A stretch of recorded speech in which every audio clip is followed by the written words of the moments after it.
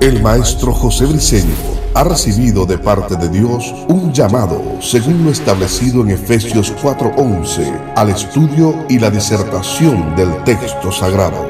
Por más de 4 décadas le ha dedicado su vida ininterrumpidamente a la investigación y la enseñanza bíblica. Prepárate para escuchar un nuevo mensaje en forma exegética, polifacética y sistemática del texto sagrado, por el doctor José Briceño, maestro de la palabra de Dios, en su programa Palabra de Iluminación.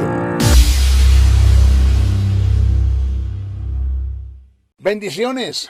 De nuevo el maestro José Briceño transmitiendo las verdades del reino eterno, la verdad verdadera, la verdad absoluta, esa verdad que está plasmada en el texto sagrado en revelación, que se escribió por inspiración y que se me deben ser iluminadas por el Espíritu mediante el estudio de las Escrituras. El maestro José Briceño, desde el estado de Texas, la hermosa ciudad de Dallas, transmite para un mundo. Y gracias al Señor por el trabajo que Él está realizando. Aquí el protagonista es Él, solo soy un instrumento de gloria. En esta oportunidad, quiero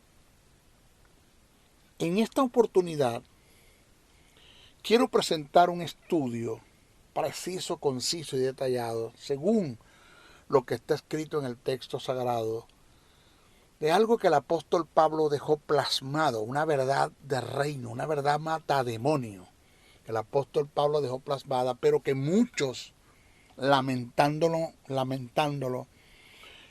no son todos, pero los hay en su mayoría, han tomado este pasaje, que es segunda carta que escribe Pablo a los Corintios, el capítulo 10, verso 4 al 6, para adjudicarlo o para fundamentar un estudio acerca de una supuesta guerra espiritual por la cual la iglesia está pasando. Primero, eso es totalmente falso. La iglesia no está pasando por ninguna guerra espiritual. Si tomamos en cuenta la etimología del término guerra, batalla y lucha, ya Cristo libró la guerra. La iglesia está en dos grandes conflictos que son luchas y batallas. La guerra ya Cristo la libró. Eso no existe, la iglesia no está en guerra espiritual. Y te agarran este pasaje para hacer fundamento en su liturgia acerca de unas supuestas guerras espirituales que la iglesia tiene que librar. Inclusive en su liturgia le dan un lugar a Satanás que no le corresponde y no ubican a la iglesia en el lugar que le corresponde. Eso lo he escuchado, lo he visto, pero en las redes como usted no tiene una idea. Como ahorita no hay quien aquilate o quien sopese o quien supervise lo que se está subiendo en YouTube desde el punto de vista religioso, teológico, pues cualquiera tira piedras por YouTube. Eso antes de decir que me preocupa, me ocupa. Más que me ocupa, que me preocupa. ¿Y qué es lo que hacen? Agarran el texto, lo descontextualizan totalmente, lo sacan de su contexto y para usted de contar. Esto que voy a leer no tiene nada que ver con demonios, ni con Satanás, ni con guerra espiritual. Oído. Pablo dice en la segunda carta a los Corintios, capítulo 10, verso 4 a 6, dice: porque las armas de nuestras milicias no son carnales, sino poderosas en Dios para la destrucción de fortalezas. ¿Qué son fortalezas? Vamos a estudiar eso. Derribando argumentos. ¿Qué son argumentos? ¿De qué está hablando Pablo allí? Y toda altivez que se levanta contra el conocimiento de Dios, y llevando cautivo todo pensamiento a la obediencia de Cristo, y estando pronto para castigar toda desobediencia cuando vuestra obediencia sea perfecta. Para traer luz y captar la verdad iluminada que hay en este pasaje, lo primero que hay que desglosar desde el punto de vista etimológico es el término fortaleza y el término argumento. Esos dos términos hay que desglosarlos. ¿Cuál fue el que el apóstol Pablo utilizó en el griego para colocarlo en este pasaje, en este mensaje, en este pensamiento? Hablamos de que fortaleza y hablamos de argumento. Vamos a analizar el pasaje. Primero, el término fortaleza del griego es ochuroma. Así se pronuncia, se escribe O-C-H-U-R-O-M-A. Ochuroma. Oiga lo que es la ochuroma. ¿De qué está hablando Pablo? ¿A qué se refiere cuando habla de fortalezas? Según el pensamiento del apóstol Pablo, según lo que él escribe, en el conocimiento que él tiene en todos los sentidos, el ochuroma o la fortaleza tiene que ver con una fortificación que es producto de una serie de pensamientos y razonamientos en la que reposa la confianza meramente humana. Y por ende, en esto está su deleite y de ellos depende sus decisiones y acciones. Pero para ser un poco más claro, tomando el contexto histórico, la idiosincrasia, la cultura, los tiempos, según el contexto histórico, porque eso hay que tomarlo en cuenta, acuérdese que la Biblia fue escrita en unas culturas muy diferentes a las nuestras. Fue escrita en una cultura oriental, nosotros estamos en una cultura occidental. El tratar de estudiar o de entender el texto sagrado en nuestras culturas, eso es transculturizar, y no le vamos a conseguir el sentido nunca. El Espíritu Santo nunca va a hacer el trabajo a través nuestro. ¿Por qué? Porque estamos tratando de transculturizar, y lo que vamos a tener es un error doctrinal como resultado, y eso es lo que vamos a exponer, y vamos a llevar a la iglesia falsa doctrina. Entonces, según el contexto histórico, en el pensamiento del apóstol Pablo, fortaleza, él tiene un sentido de lo que es fortaleza. Él tiene un conocimiento de lo que es fortaleza según el contexto histórico, y así lo plasmó y así lo escribió. Para Pablo, según lo que escribe, según el contexto histórico, es todo argumento, fortaleza es todo argumento que pasa a ser un pensamiento o razonamiento producto de toda ideología, filosofía, ideas, especulaciones, opiniones, teorías, religiones y pensamientos humanos. Todos estos flagelos que yo acabo de nombrar, lo que Pablo denomina como fortaleza, todos estos flagelos. Pero Pablo también los llama argumentos, que dichos argumentos pasan a formar en el hombre un tipo de altivez, y que lo lleva a levantarse y a oponerse en contra del conocimiento de Dios. Te lo digo de otra forma. La fortaleza es una muralla en la mente del hombre, producto de todos estos flagelos que no le dan cabida a los pensamientos de Dios que están revelados en el texto sagrado. ¿De qué flagelos usted está hablando, maestro? De toda ideología, filosofía, ideas, razonamientos, opiniones, teorías, religiones, pensamientos humanos, todos esos flagelos. Pablo los llama argumentos que pasan a formar en el hombre un tipo de altivez y que lo llevan a levantarse y a oponerse en contra del conocimiento de Dios, y que dicha fortaleza es una muralla en la mente del hombre, producto de todos estos flagelos, que no le da cabida al pensamiento de Dios que está revelado en el texto sagrado.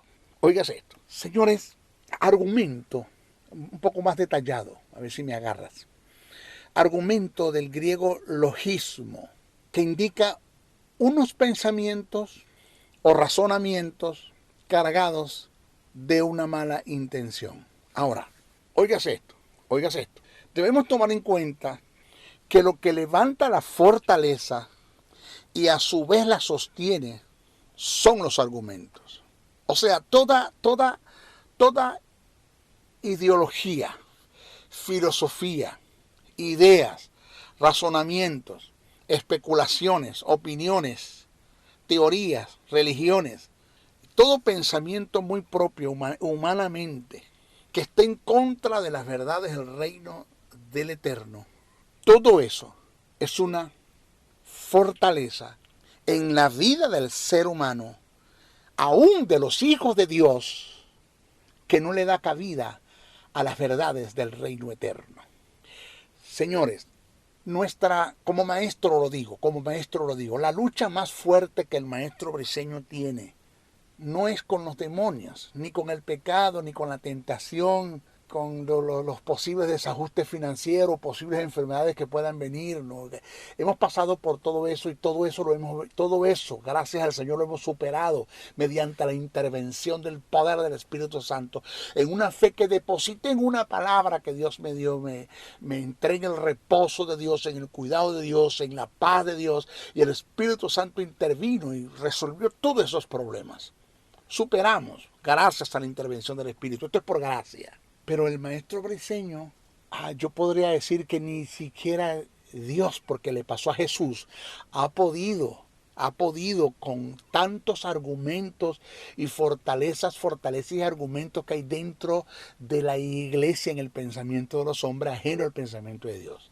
Mire, le fue más fácil a Jesús echar fuera demonios de los cuerpos que sacar la religión, el dogma y la tradición de los religiosos de sus tiempos, de los fariseos, de los saduceos, de los escribas, de toda esa gente.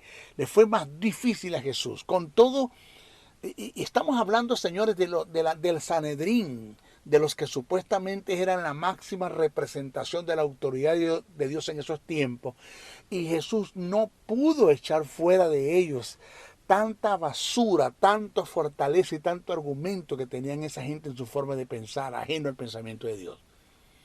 Chicos, tenían la verdad al frente, que era Jesús, el Teantropos, el Dios hombre, el Verbo encarnado, y lo llevaron a la cruz.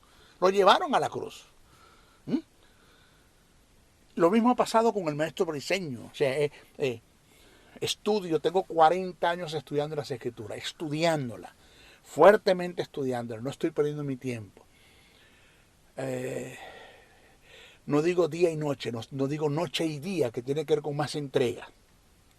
He llorado, ¿qué no he hecho? Y cuando se me ilumina esa verdad que está en el texto sagrado a mi espíritu, y trasciende mi alma y renueva mi forma de pensar, y le digo yo al Señor, ¿cómo le digo yo esto a la iglesia? ¿Cómo le digo yo esto a la iglesia? ¿Cómo? ¿Cómo le presento esto a la iglesia? Si lo que me estás mostrando, señores, está muy lejos de lo que la iglesia enseña. Con mucha modestia lo digo. Nosotros hablamos de falsa doctrina. Cuando hablamos de falsa doctrina, de una vez colocamos la mirada en testigos de Jehová, en mormones, en catolicismo romano. Pero señores, si el 40% de lo que hay en nuestras iglesias evangélicas es falsa doctrina, el 40%. Y aunado a eso, es lamentable lo que voy a decir, nuestras traducciones bíblicas y nuestras versiones bíblicas, comenzando con la Vulgata Latina, y para usted de contar, tiene horrores y errores plasmados en el texto escrito. Y así la gente lo lee, y así lo expone, y así lo enseña, y así lo tira desde el púlpito. Pero no han hecho un estudio preciso y conciso y detallado de estas verdades, a ver hasta dónde lo que dice nuestras versiones bíblicas es verdad. ¿Hasta dónde? Porque horrores y errores tienen nuestras versiones bíblicas. Es lamentable, pero es una verdad. Y es duro esto, ¿no? Mire esto. Un sinnúmero. Estamos hablando de la mayoría. Y es lamentable. La mayoría de nuestros feligreses, de los que se congregan, de los que forman parte del cuerpo de Cristo, de los justificados, de los vivificados, de los regenerados, de los que son hijos de Dios, la mayoría de ellos en nuestras iglesias están totalmente cautivos. Están cautivos por argumentos que ha levantado una fortaleza y que no le da cabida a las verdades del reino eterno. Es lamentable. Y es más fácil echar fuera un demonio de un cuerpo que sacar la religión, el dogma, la tradición, la mentira, el engaño, la falsa doctrina de la vida de los hombres. Díganme si hablamos de la tradición, hablamos del dogmatismo, señores, esto no es fácil. He ido a iglesias a predicar y José Briceño, este personaje que le está hablando ahora, a mí me han tomado de la mano y me han bajado de los púlpitos. El pastor le ha hecho seña a los ancianos o los diáconos que suban y bajen ese hombre porque es un falso maestro. Iglesias donde en vez de darme una ofrenda me dan un bono, me dicen vos no vení más, así, vos no vení más, me dan un bono. Así de sencillo. He sido expulsado de organizaciones. No te lo pierdas por lo que enseño, por lo que enseño. Las puertas se han cerrado. Los hombres han cerrado las puertas, ellos, las puertas de las congregaciones que ellos pastorean y que se han hecho dueñas de ellas. Han cerrado las puertas para que la verdad no llegue. Así. Estos son verdades inconvenientes que no les conviene a muchos líderes que están al frente, no les conviene que sus feligreses, sus congregados se den cuenta que están siendo engañados por ellos. Así de sencillo. Entonces, lo que levanta la fortaleza y a su vez la sostiene son los argumentos. Mire, óigase esto que le voy a presentar. Preste atención a esto.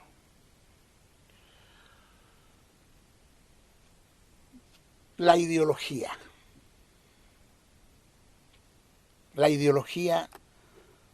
Pero abunda en nuestras congregaciones. ¿Qué es ideología, maestro? Ideas, opiniones, pensamientos muy propios de hombres, producto de la eisegesis. ¿Qué es una eisegesis, maestro? De una interpretación muy propia que le dieron a las escrituras. De eso está llena la iglesia. Punto. Esa es su forma de pensar, su forma de creer. Así entendieron ellos el texto sagrado y así lo expusieron y la iglesia está llena de eso. Cuando viene la verdad, choca con la ideología de los hombres. No hay lugar para el pensamiento de Dios, porque la ideología es un argumento que se ha levantado como una fortaleza que no le da cabida a la palabra de Dios. Entonces en los hombres hay una altivez, una arrogancia, tú sabes. Están como a la defensiva y preparados con escudos del engaño, de la mentira, de la falsa doctrina, del oscurantismo. Y no le dan lugar a la palabra que es luz. Paradigmas. Está llena la iglesia de eso. ¿Qué es un paradigma? Modelo, patrón, ideas, normas, reglas. De eso está llena la iglesia. De eso está llena la iglesia. La iglesia está llena, mire, doctrinalmente, estatutos internos. Tuve una discusión con un presidente de una organización muy reconocida en mi país, en Venezuela. Muy reconocida. Estuve en medio de ellos. Tuvimos una asamblea porque ellos me llamaron, o se reunieron un grupo de los pastores y me llamaron en un congreso que había de pastores ahí en esa organización. Y me llamaron y me colocaron y me pusieron al punto que me retractara de todo lo que estaba enseñando en las diferentes iglesias de esa organización. Yo pertenecía a ellos. Y yo les dije, así se lo dije al presidente, mire, el problema es que yo no tengo problemas, el maestro Briceño no tiene problemas con los estatutos internos de las organizaciones. No tengo ningún problema, siempre y cuando los estatutos internos de las organizaciones no quebranten los principios del reino eterno. Porque eso era lo que hacían. Eso era lo que hacían los fariseos y los saduceos. Jesús les dijo, ustedes invalidan la palabra de Dios por vuestras tradiciones. Entonces, no tengo un problema con que se levanten estatutos internos, eso es bueno. Eso tiene que ver con códigos y reglas, eso tiene que ver con códigos de ética ministerial. No tengo problemas con eso. Pero señores, que los estatutos no estén en contra de los principios del reino eterno. Entonces, todo estatuto que se haya levantado en una organización que esté fuera del principio, de los principios del reino eterno, se le puede denominar como ordenanzas que se decretan y se establecen dentro de un organismo por la cual se deben, en obediencia, todos aquellos que pertenezcan a dicha institución, independientemente que esos estatutos internos estén en líneas con los principios del reino eterno. O sea, yo sostuve unas palabras con el hombre y yo le dije, aquí está la palabra. Yo le digo esto lo que dijo Martín Lutero a la Iglesia Católica, al clero se lo dijo, a los líderes de la Iglesia Católica: demuéstreme por las Escrituras que estoy equivocado y me retracto. Demuéstreme usted por las Escrituras que estoy equivocado y me retracto de lo que estoy diciendo. Le dio un golpe a la mesa y dijo: ¿qué Biblia y qué Biblia nada? Aquí mando soy yo. Punto. Así me dijo. Así me dijo. Yo lo que hice fue que me levanté y entendí que no podía seguir trabajando en esa ni en ninguna organización. Así. Porque es que te vas a meter en problemas. Ya hay caciques, ya hay dictadores, ya hay gentes que predominan, gentes que tienen sus estatutos internos, sus paradigmas, sus ideologías, sus tradiciones, sus enseñanzas, y para usted de contar. La iglesia está llena de tradición, lo que usted no tiene una idea. La iglesia está llena de tradición. ¿Qué es una tradición, maestro? Lo que por años nos han venido enseñando. Y en gran parte prevalece sobre las verdades del texto sagrado. Y este fue la más grande confrontación que tuvo Jesús con los líderes religiosos de sus tiempos. Que ellos imponían sobre los escritos sagrados la tradición decretada por los ancianos. Si usted lo búsquelo, esto está en Marcos 7, capítulo 7, verso 9, porque usted se da cuenta. Y ese fue el conflicto que tuvo Martín Lutero con los líderes de la Iglesia Católica, ya se lo dije, que pusieron en contra la tradición con las escrituras sagradas. ¿Sí? Pusieron un contraste a la tradición con las escrituras sagradas. Pero si usted va del dogmatismo dentro de la iglesia, como usted no tiene una idea. Punto ese, ¿qué es un dogmatismo, maestro? Un punto esencial de una religión, una doctrina o un sistema de pensamiento que se tiene por cierto, según ellos eso es una verdad, que no puede ponerse en tela de juicio o en duda dentro de su sistema. O sea que el dogmatismo es una de las formas más prevalecientes en el seno de la iglesia. Estamos hablando de la iglesia evangélica. Entienda usted por dogmatismo la firme convicción de una creencia que gobierna gran parte del pensamiento. Entonces, desde el punto de vista negativo, el dogma es una firme convicción ajena a la verdad de Dios. Punto. Eso es un dogma. Si vamos a la religión, señores, religiosos en la iglesia como usted no tiene idea. ¿Qué es la religión, maestro? Las prácticas de una serie de costumbres fuera del pensamiento de Dios y que con dichas obras se pretende alcanzar el favor de Dios. Religiosos en la iglesia, como usted no tiene una idea.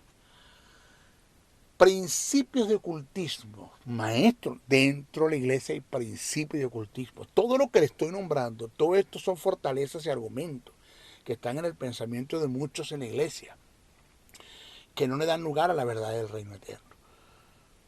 Principios de ocultismo dentro de la iglesia, sí señor, relativo a la posición que le ha dado el creyente a Satanás y a los demonios. Eso es una falsa creencia dentro de la iglesia. El principio de ocultismo. La falsa, por decir algo, la falsa creencia de que estamos en guerra espiritual, eso es ocultismo dentro de la iglesia.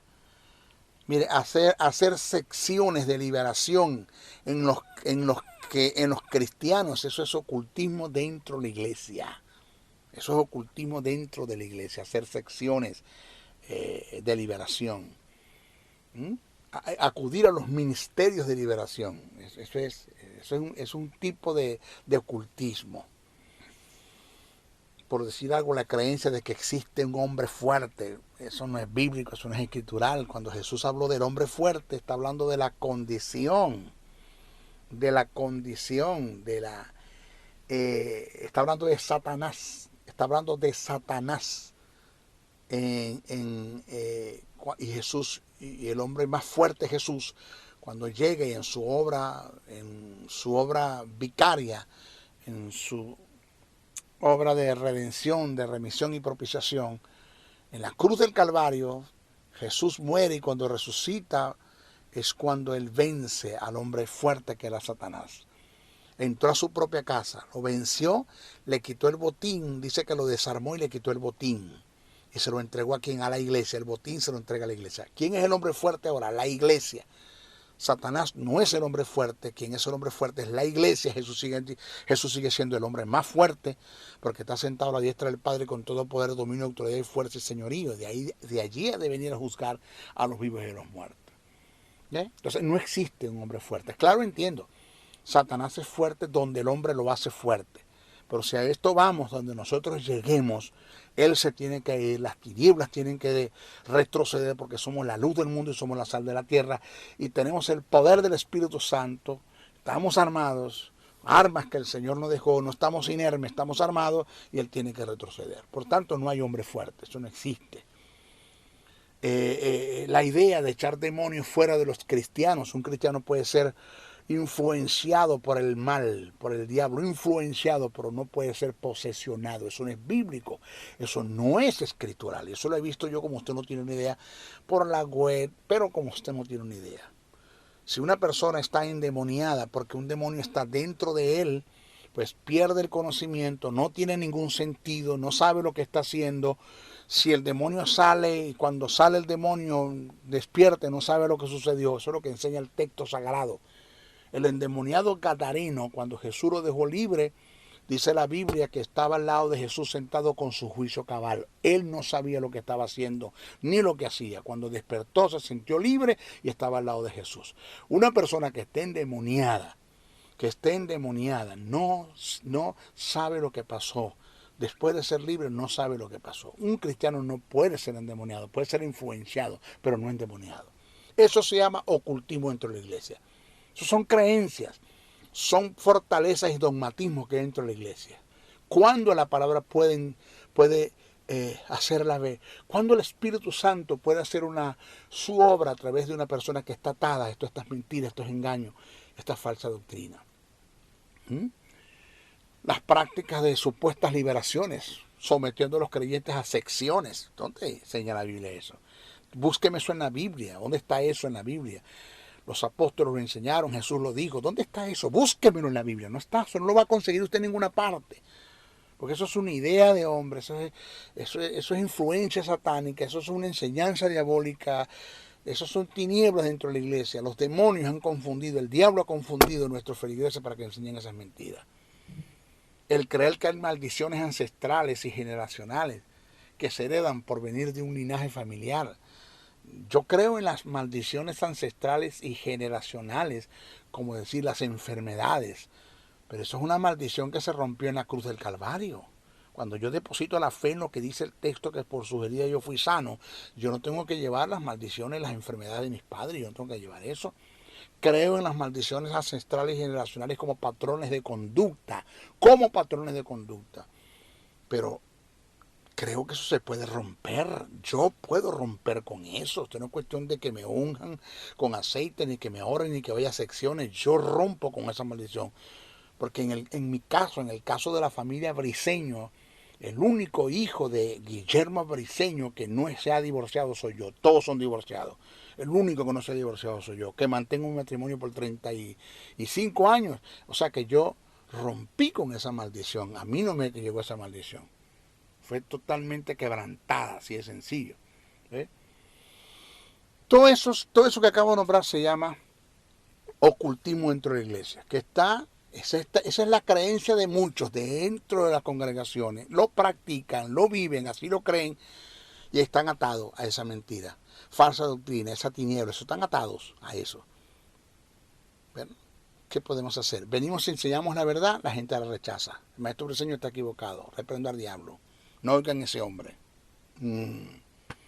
¿Por qué? Porque hay altivez, ellas se creen, las gaseosas del desierto, la mamá de los pollitos, el labón perdido, el ombligo del mundo, el tapón de los océanos en la teología, ellos se creen y no le dan lugar a las verdades del reino eterno, no le dan lugar y se mantienen atados. Son hijos de Dios y están atados. Dentro de la iglesia hay seudismo, como usted no tiene una idea. ¿Qué es un seudismo? Comportamientos y actitudes muy parecidas a las verdades del reino eterno. Seudismo. En la iglesia hay acuerdo mental, claro que hay acuerdo mental. Positivismo, cibernética, yoga, ciencia cristiana, han confundido la fe en la palabra con el acuerdo mental, con el positivismo. ¿Le duele la cabeza, hermana? Sí, diga que no le duele, por fe. Eso no es fe. La fe no niega las circunstancias, la fe cambia las circunstancias. Yo por fe no puedo negar una verdad, aunque sea relativa, pero es una verdad. ¿Por qué es relativa, maestro? Porque puede cambiar. Hay una verdad que es absoluta, que es la verdad de Dios, que no cambia, que produce cambios en la verdad relativa. Porque es una verdad el diagnóstico que el médico me dio. Es una verdad lo que está plasmado en un papel en cuanto a diagnóstico de cualquier tipo de enfermedad, sea terminal o no. Eso es una verdad. Tú no la puedes negar por fe.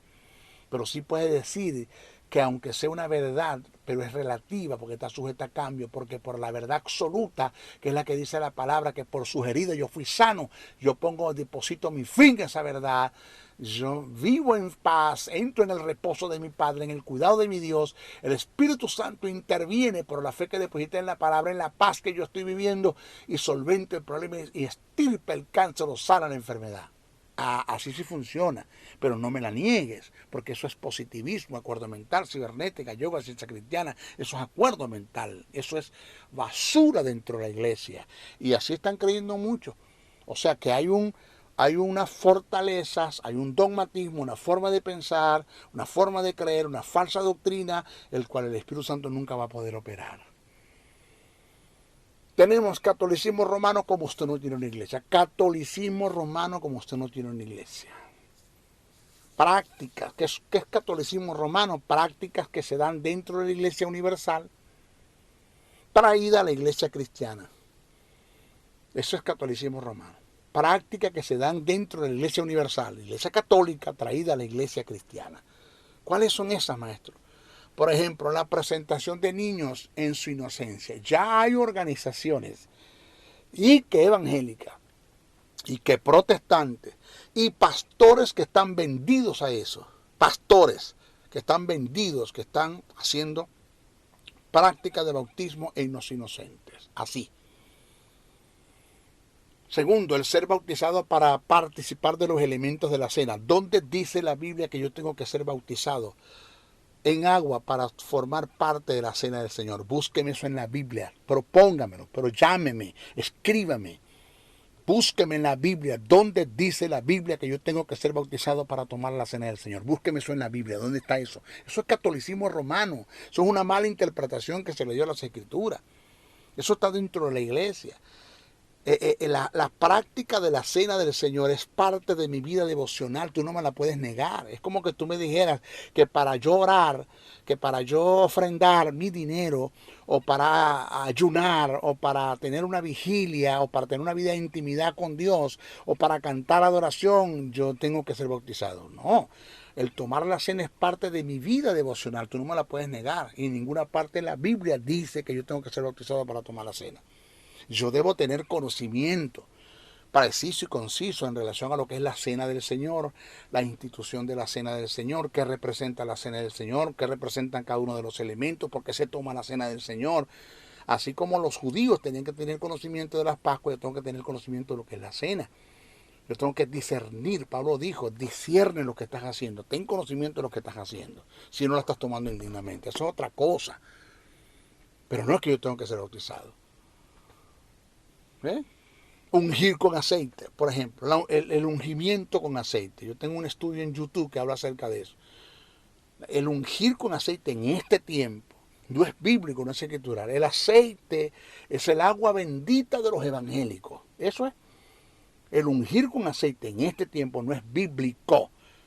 Porque lo que dice Santiago, que llame a los enfermos y ungiéndolos con aceite, la palabra ungir allí, la palabra ungir, no es el término crío que se utiliza de ungir en relación a la divinidad que el Espíritu Santo nos unge. Es una palabra que se utiliza para hacer higiene, limpieza. La palabra ungir es ungiano, que significa haciendo la limpieza a los enfermos, oren por ellos.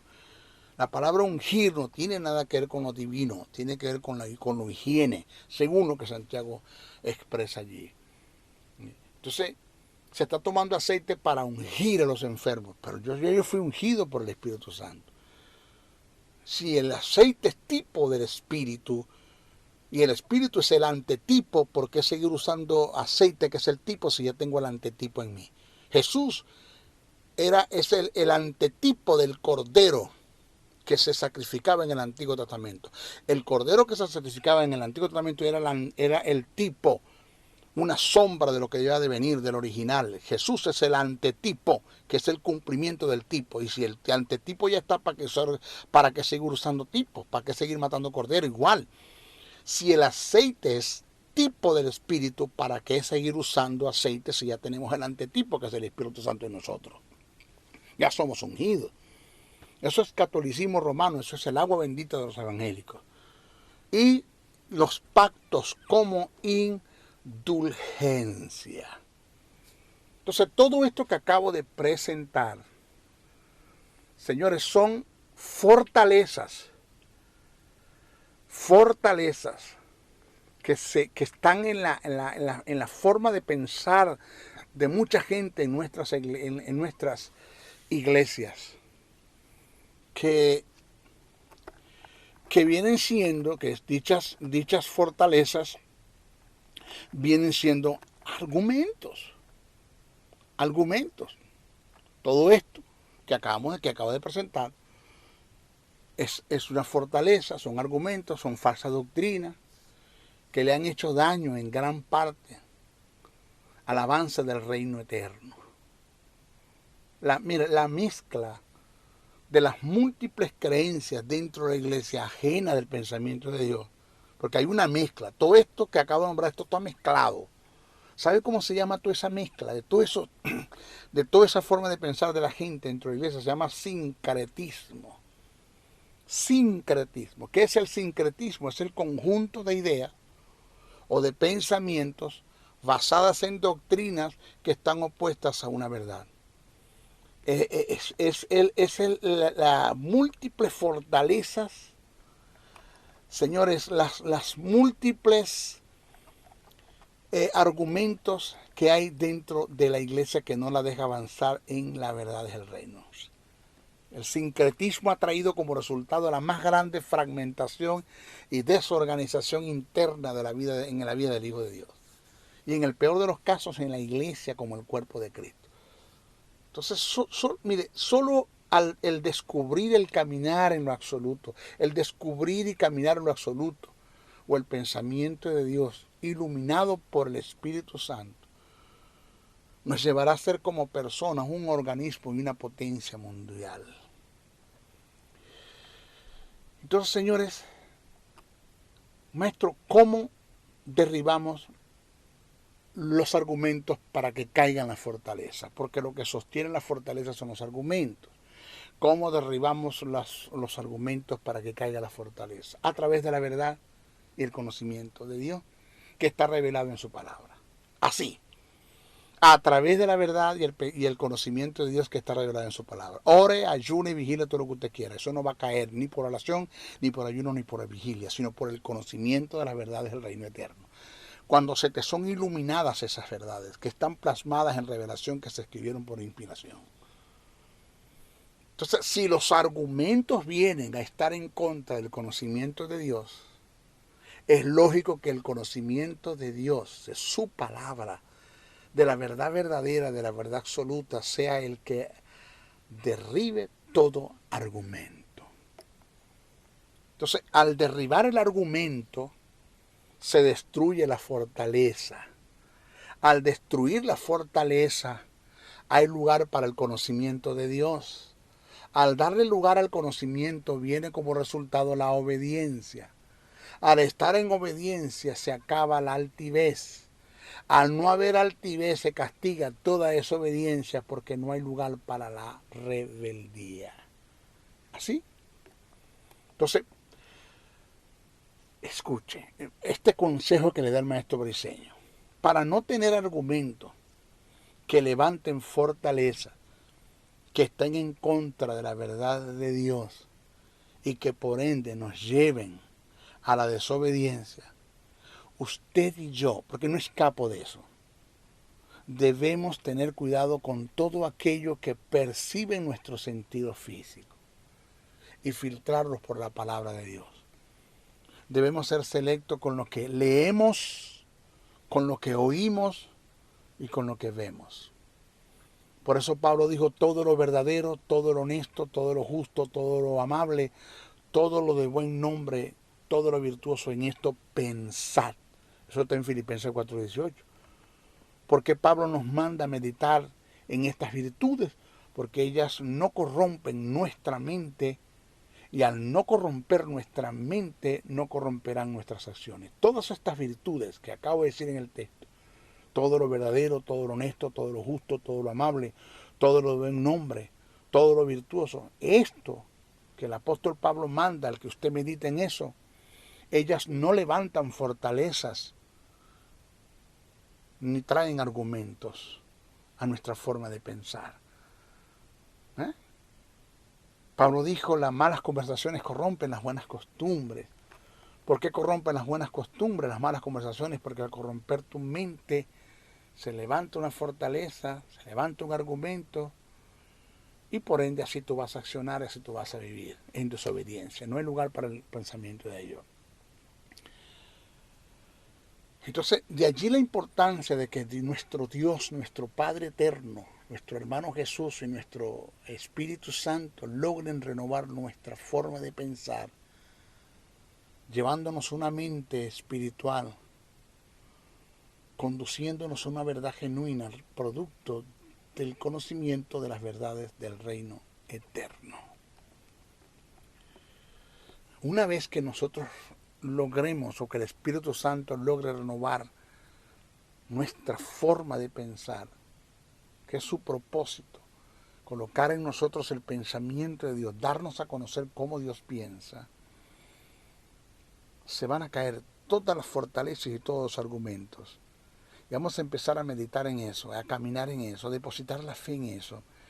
Y vamos a tener un resultado de una presencia de Dios por el Espíritu, hermano. Vamos a ver la gloria de Dios manifestada en nuestras vidas. Pero es que esto no es de la noche a la mañana, esto no es soplarle esa botella. Yo no le estoy hablando de un evangelio de oferta. Le estoy hablando que esto tiene un costo, que eso no es fácil. No es fácil. No es fácil.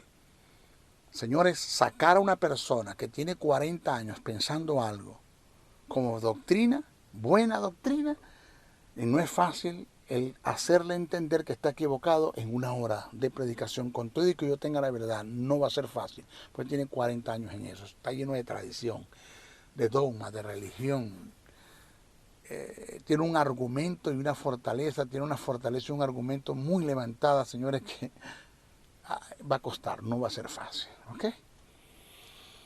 Bueno, ahí les dejo eso, no se queden con el mensaje, compartan este mensaje para que nos podamos dar cuenta de la necesidad que tenemos, número uno, de maestros en nuestras congregaciones. Tenemos una necesidad muy grande de maestros en nuestras congregaciones. Tenemos una necesidad de que el pueblo salga del oscurantismo y el alto nivel de analfabetismo, o debo decir de ignorancia y de falta de conocimiento, que eso es producto del alto nivel del analfabetismo que hay en la iglesia. Cuando hablamos del analfabetismo, Estamos hablando del tipo de personas que hay en la iglesia, incluyendo muchos ministerios, que no saben leer ni estudiar, no saben estudiar o hacer exégesis de las escrituras, no saben utilizar los códigos, reglas y principios de interpretación para hacer una exégesis de las escrituras. No conocen la hermenéutica para nada, no la conocen. Son gente que se obstinaron y se dedicaron a leer Biblia, pero no estudiar las escrituras. Para los que la leen, hay otros que ni siquiera la leen. ¿Ves? La necesidad que tenemos de qué? De maestros. La necesidad que tenemos de qué? De que las verdades del reino sean iluminadas. Porque eso es lo que va a garantizar la presencia, la intervención del Espíritu de Dios. Eso es lo que va a garantizar que seamos gentes, hombres y mujeres de éxito en la tierra, entendiendo lo que es éxito. Yo siempre se los he enseñado a ustedes que éxito no es una vida ausente de problemas, de ataques, de pruebas, de posibles enfermedades, posibles desajustes financieros, incertidumbres. Eso no es éxito. Éxito es cuando nosotros logramos pasar al otro lado por la intervención del Espíritu Santo en la fe que depositamos en una palabra que Dios nos dio. Depositamos la fe en una palabra, entramos en paz, entramos en el reposo de Dios, el Espíritu Santo interviene, sana la enfermedad, solventa las deudas, entonces es cuando pasamos al otro lado y somos personas de éxito, nos mantenemos. Cuando yo le digo, ¿cómo estás tú, hermano? En victoria. Si estás en victoria es porque libraste unas batallas, libraste unas luchas, libraste unas batallas, libraste unas luchas y estás en victoria. Así de sencillo, ¿ok? Bueno, se despide el maestro José Briceño hasta nuestra próxima oportunidad. No sin antes pedirle, número uno, ore mucho por mí. No deje de orar por mí. Cúbranme en oración. La oración del justo puede mucho. Creo mucho en la oración del justo. Esas ancianas en nuestras congregaciones, en sus casas, que oren por el maestro José Briceño. Si no se acuerda de mi nombre, dígale al Señor, Señor, mira, bendice ese hombre feo, ese negro feo que está por la web. Segundo, compartan este mensaje, no se queden con él. Por favor, compartan el mensaje, no se queden con este mensaje. Vamos a llenar la tierra de la plenitud del conocimiento de Dios. Y número 3, si usted puede compartir una ofrenda para este ministerio, haga lo que necesitamos. No vivimos de necesidad, vivimos de demanda, pero hay cosas que hay que cubrirlas. No voy a entrar en el terreno de la conmiseración, como darle lástima para que usted me dé, porque yo no soy un mendigo. Pero sí creemos en su ofrenda para que usted sostenga ese ministerio. Este ministerio, conviértase en un agradecido. Maestro, yo voy a enviar mi ofrenda porque estoy agradecido de lo que he aprendido de usted. Yo voy a cumplir con lo que dice la Biblia. Sé copartícipe de toda buena obra aquel que te instruye en la palabra. Maestro José Briceño. Maestro, ¿cómo lo hago? Llámeme. Ahí está mi número. +1 786 604 3352. Ese es mi número. Escríbeme en WhatsApp o llámeme, yo le respondo, no tengo problema con responderle. O escriba a mi correo josn77briceinoa77 @gmail.com y me pregunta cómo le hacemos llegar la ofrenda y se le vamos a dar la información. Hasta nuestra próxima oportunidad, se despide Maestro José Briceño. Bendiciones, bendiciones, bendiciones. El Ministerio de la Enseñanza y la Evangelización, Jesús Soberano Señor, presentó Palabra de Iluminación. Te invitamos a un nuevo espacio de corte similar por nuestros diferentes medios de comunicación. Contáctanos en los Estados Unidos al WhatsApp +01 786 604 3352 y a los correos josn77bricenoa77 @gmail.com y a maestrojosebriceno.blogspot.com. Bendiciones.